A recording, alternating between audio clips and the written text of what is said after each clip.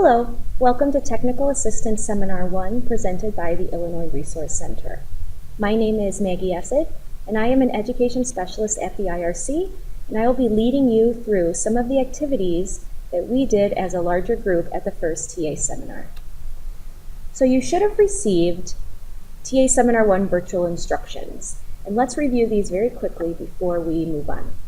We want to make sure that you have most of your TA team assembled, because these seminar activities work best when you complete them as a group. We also want to make sure you have the materials necessary for these seminar activities, and that would be Post-it notes. Ideally, the smaller Post-it notes work best, and a set of colored markers or colored pens. And the colors we'd like you to have are red, orange, light blue, purple, green, and dark blue. We'd also like you to print a copy of the 5 graphic organizers that can be found at the link on letter C right here. And those are best printed in landscape on legal paper. And then we'd also like you to click and print out the TA infographic. You can print it out in color or black and white, that's not important, but we would like you to have it available for part of our activity. Once you have all of those materials assembled, you can begin to watch this video and participate in the activities. So, without further ado, let's get started with the seminar activities. So in TA Seminar 1, there were some activities that were icebreakers and more designed to be done in the moment with the big group. So I'm going to skip over some of those activities and move into the more substantive activities that we led the districts through on October 27th. You will meet all of our TA managers at some point during this process.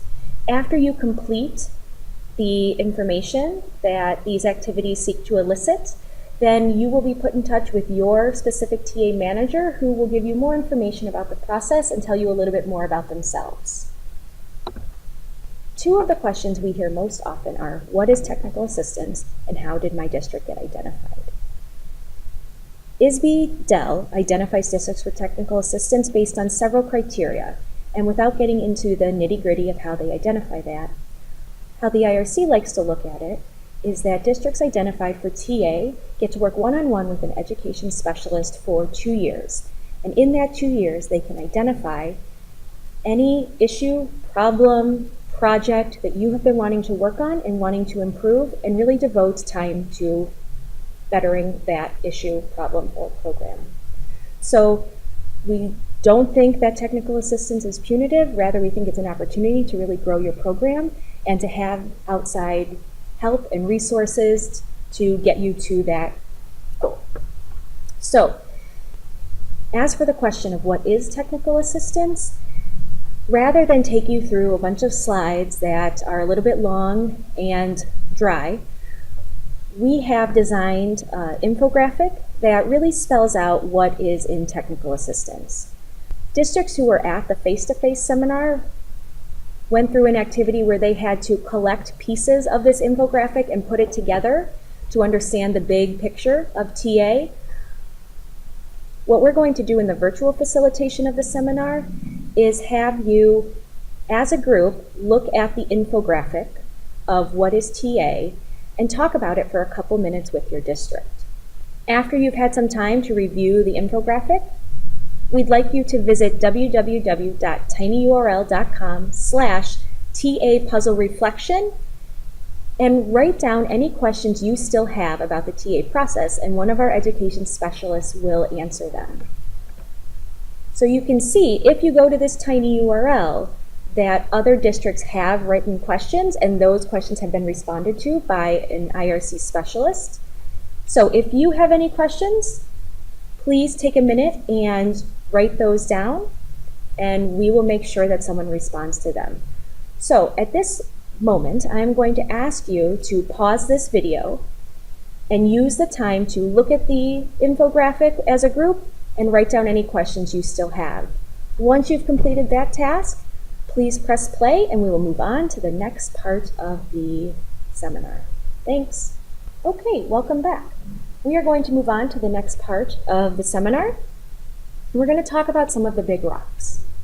When we talk about big rocks in a program, in school, in your life, the big rocks are the tasks that take us a lot of time and effort to complete. So they're the things that take up a big chunk of our day. When we're looking at our program to identify needs and identify strengths, we really want to consider what big rocks are we juggling every day. The reason that this is important is that if we don't account for these big rocks first, there's a good chance that we are going to fill our day, or in this case, if we're looking at this picture, our box, with a lot of smaller rocks, and then by the end of the day, we're not going to have room for those big rocks. It's important that we account for all of our big rocks first, so that we can make sure those tasks get accomplished before we start tackling some of the smaller tasks in our day. So that's what these activities today are going to be about. All right, so in your TA group, we want you to take this graphic organizer out of your packet and take a look at it. So in this circle map, we are going to look at what are the big rocks in your school or district. So what things are you devoting your resources towards? What takes up the most of your time, of your money, or of your human capital? I'd like you to take some time and as a group, jot down on Post-it notes what are the big rocks in your school or system. The question came up in the first seminar about should you focus this on just the EL program or should you focus it school-wide? Since technical assistance is a process designed to improve services for English learners, we do want you to have that lens on as you're writing these big rocks. However, we know that everything in a school is intertwined. So obviously, some bigger rocks that are district-wide or district initiatives are going to impact how the EL program works. So if that's the case, please feel free to include those more general district-wide big rocks into this circle map. Here's the catch. We only want you to think of 15 big rocks. No more, no less. And you're going to see why in a little bit. But right now, I'm going to give your group some time to brainstorm 15 big rocks that dominate your time and energy. So right now, I'd like you to pause the video, and once you've brainstormed your 15 rocks, then come back and we will move on to the next section. All right, welcome back. So now that you have your 15 big rocks brainstormed, we are going to move on to the next section. What I would like you to do is take a look at those 15 big rocks. And I want you to color code them using the pens or markers we told you to gather earlier. If your big rock has to do with comprehensive planning, put a red dot on it. If it has to do with curriculum, instruction, and assessment, put an orange dot on it. If it has to do with leadership, put a light blue dot. If it has to do with community and family engagement, a dark blue dot.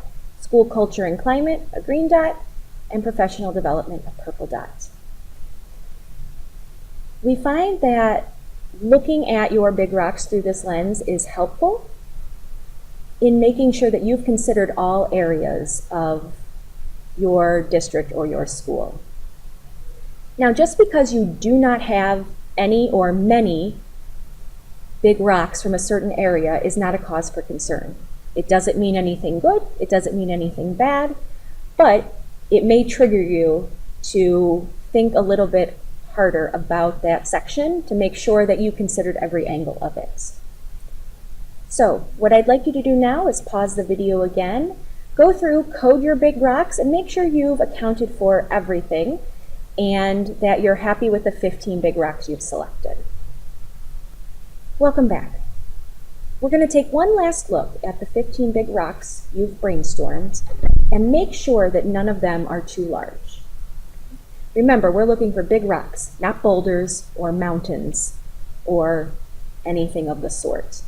We want to make sure that these big rocks are actionable. So, for example, if one of your big rocks or Post-it notes says, meeting all students' needs, that's a boulder. In fact, that's a mountain. Meeting all students' needs is the purpose of school. It's probably not something that's going to be able to be accomplished in a 2-year action plan. So maybe we need to get the jackhammer out and break that down a little bit into more manageable big rocks. Another one that might be too big is RTI. That's a large initiative that impacts a lot of students. So it's definitely more of a boulder, which needs to be jackhammered down into something a little more specific so it's easier to work with. So I'm going to give you some time if you want to take a look at any of your big rocks and make sure that you don't have any boulders hiding out in there. Now, we are not holding you to any of these 15 things. What we'd like you to do is just get started on thinking about some of them. If through the process of technical assistance, some of these big rocks and priorities change, that's okay. Right now, we just want you to get started thinking about it, and it's been our experience that if you have too many boulders in your circle map, then we're going to run into some trouble down the line about how we separate them. The next step of this activity will actually help you identify some of those boulders that might trip you up. So if you don't see any right now, then don't worry about it, and we're going to move on to the next activity. But right now, if you need to pause the video and address any of your boulders, take a minute and do that before we move on to the next section. Okay, welcome back. We're going to move on. Now that you have your 15 big rocks, we're going to ask you to equally categorize them into 3 categories. Those categories are successes, comfortable, and challenges. You have a copy of this graphic organizer in your packet. So what we're going to ask you to do is take those 15 Post-it notes off your circle map and categorize them on the tree map that you can see right here. And you need to put 5 Post-it notes, so 5 big rocks in each category. So what we want you to do is reflect on those big rocks and say which one of those big rocks are successes, and we want you to put those 5 here. Which one of those big rocks are things that you're comfortable with? And which 5 of those big rocks are challenges? You do need to have 5 Post-it notes in each column. So you can't put 14 things in comfortable and 1 in challenges, so it will take some discussion in your group about how you're going to categorize these 15 big rocks.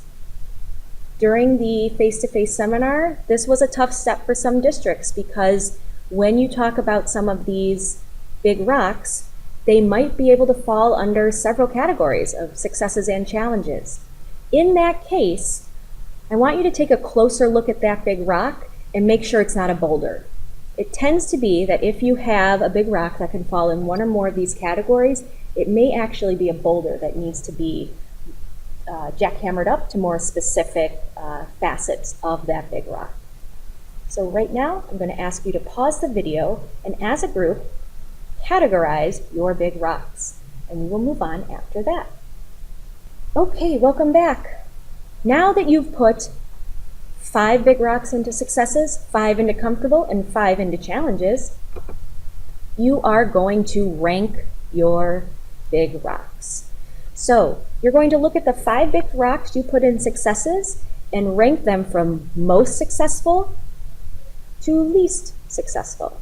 You're going to take a look at the 5 big rocks you were comfortable with and rank them from most comfortable to number 5 being the least comfortable of those 5. And you're going to take a look at the 5 you ranked challenges and put them in order from most challenging to least challenging of those 5. So this is why it was important in the last slide that you only put 5 in a category. If for some reason you had more than 5 in a category, you really want to make sure that you only have 5 in each category.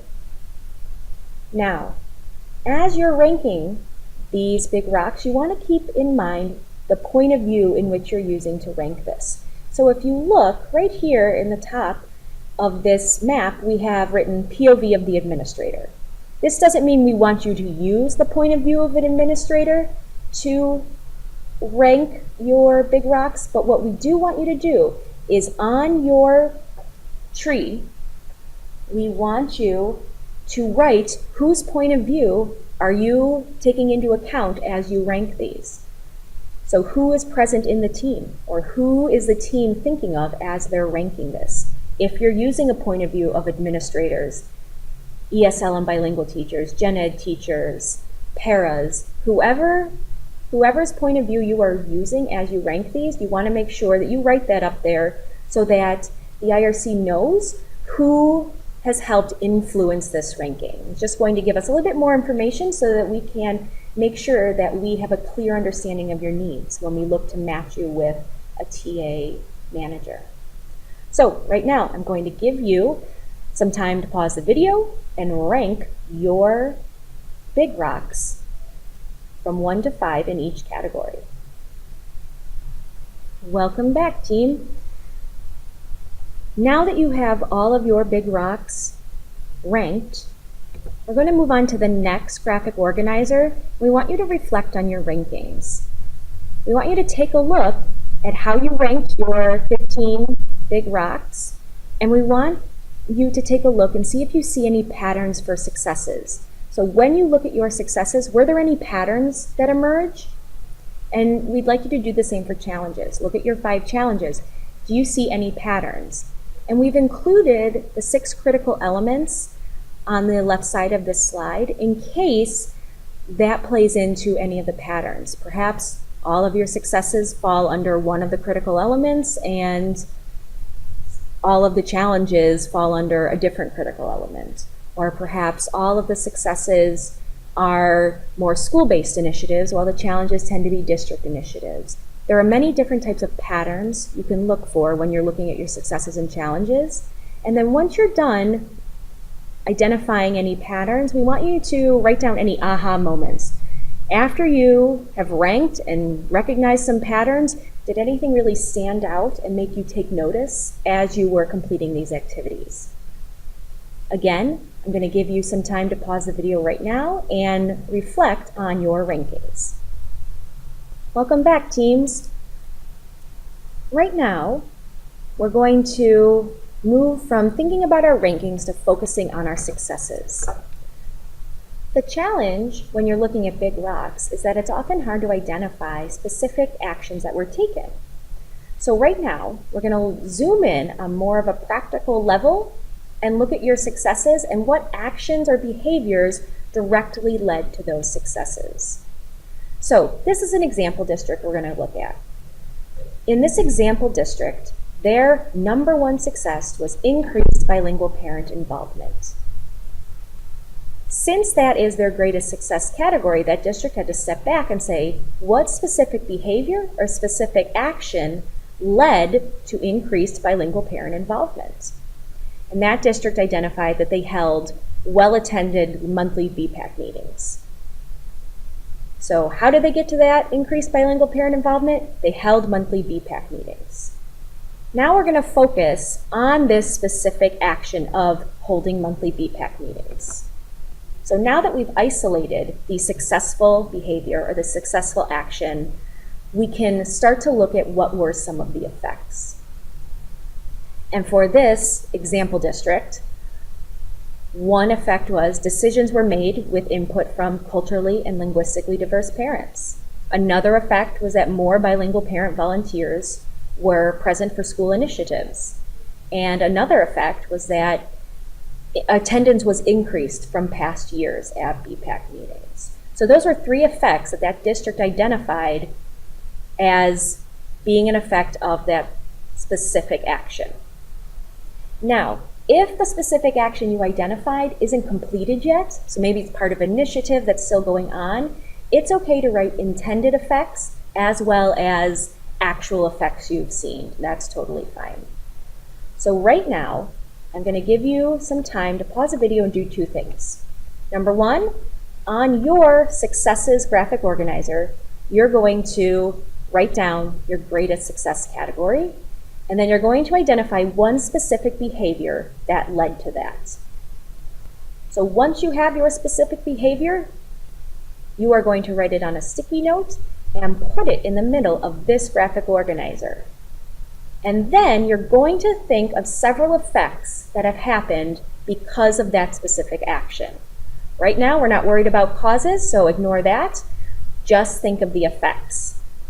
Once you've generated several effects, you can have a quick discussion with your group about the positive impact of this action on your school or district or community, and was it worth the effort? Just to recap as you get ready to pause the video and talk with your group.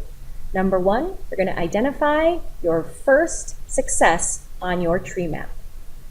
Number two, you're going to, as a group, think of one specific action or specific behavior that led to that number one success. And then once you have that behavior, you're going to put it in the middle of this graphic organizer and generate several effects that you can attribute to that one specific action or behavior. So I'm going to give you time right now to pause the video and discuss as a group. Welcome back. Hopefully you've had time to generate several effects for your successful specific action or behavior. And now we're going to move on to the next part of the activity, and we're going to focus on the causes or the efforts that led to this success at your district or school. Once again, we're going to take a look at this example district. Remember that their specific successful behavior or action was holding monthly BPAC meetings. Now that district has to think about what were the causes or the efforts that needed to be put into place first to lead to this successful action. So one of the causes that they had well-attended monthly BPAC meetings was that they provided food. Another cause was that they secured transportation for parents. And then a third cause was that they arranged for babysitters from the National Honor Society to take care of the children during the meeting. Those were three of the causes or efforts that needed to happen in order for this district to hold well-attended monthly BPAC meetings. So we want you to think about the same thing. You already have your specific action in the middle of this graphic organizer, and you've already thought of the effects. So now we want you to think of a few causes. What were the causes or the efforts that needed to happen to lead to your successful behavior or action? So now's the time to pause the video, and as a team, think of some of the causes or efforts that led to your successful action or behavior.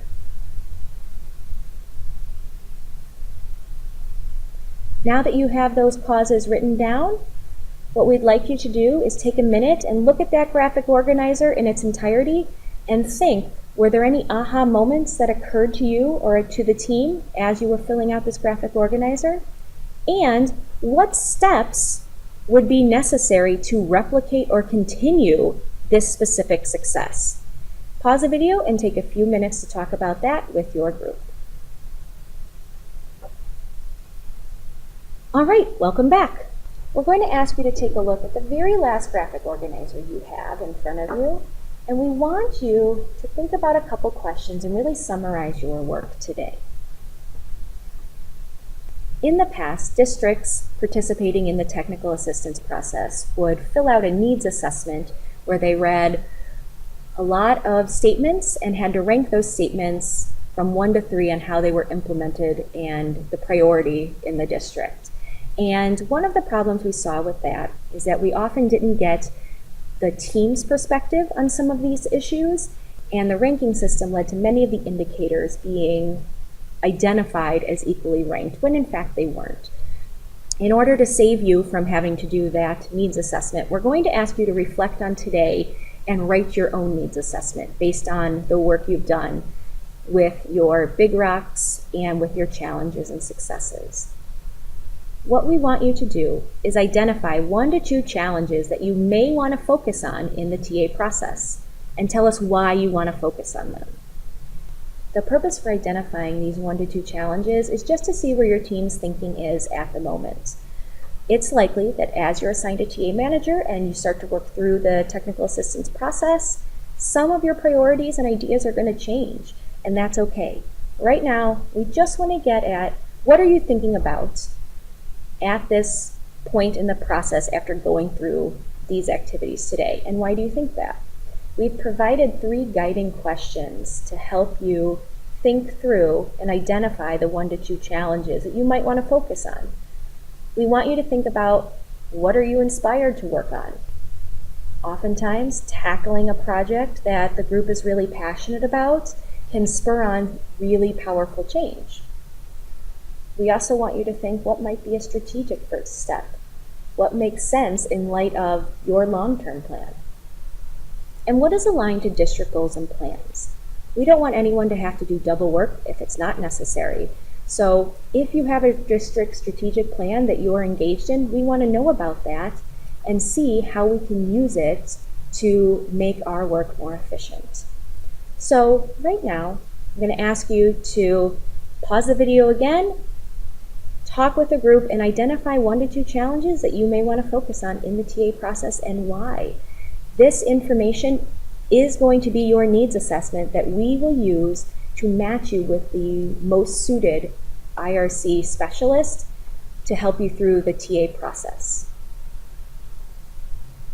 Welcome back. At this point, we'd like you to make sure that you have pictures of all 5 of those graphic organizers that you've worked on today. You are going to email those pictures to ta2017info@centermail.org, and that email address is written on the virtual instructions that you were sent earlier. We'd like you to email those pictures to us as soon as possible so that we can use the information to match you with a TA manager or managers that are best suited to lead you through this 2-year technical assistance process. Let's take a look at some of the next steps in the technical assistance process. Once we have your information, you will be contacted by your technical assistance manager, and he or she will introduce themselves and talk to you a little bit more about the process and what's entailed. After that, we will be having our 2nd technical assistance seminar, and that one is a webinar on November 16th. It is in the afternoon on November 16th, and we will be sending more specific information in the near future regarding times and the link to join the webinar. Finally, on December 4th, we will have our 3rd TA seminar. That will be a face-to-face seminar, and if you look at the date, you'll notice that December 4th is the day before the bilingual conference begins. So that Monday, we will have our face-to-face seminar, and on Tuesday, the bilingual conference begins. And we like to do it that way so that districts that are traveling a little bit farther only have to travel once for the seminar and the bilingual conference. So we urge all of you to join us on December 4th for this face-to-face seminar. And like the bilingual conference, it will be held at the Oak Brook Hilton. You will receive more detailed information regarding the December 4th face-to-face seminar in the near future. We want to say thank you for joining us virtually to complete the TA seminar activities. If you have any questions, you can call the IRC or email us at ta2017info@cntrmail.org. Remember, you are also going to submit pictures of your maps and graphic organizers from today's session to this email address as soon as possible so that we can match you with your TA manager and begin the TA process. That's all we have today. We look forward to seeing you online at the November webinar and in person at the December 4th seminar. Have a nice day, and we'll see you soon.